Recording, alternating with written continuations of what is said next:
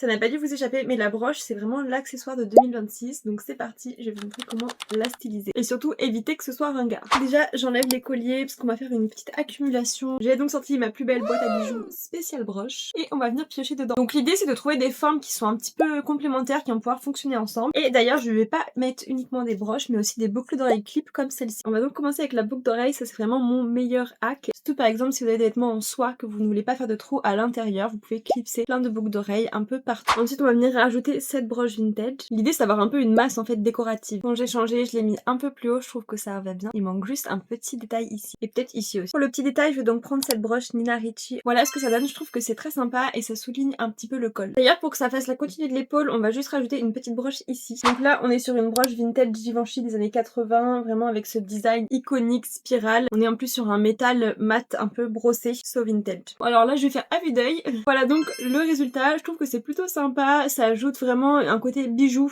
un pull très sobre. Si vous voulez voir plus d'astuces sur comment twister des broches, comment les porter en 2026, n'hésitez pas à vous abonner.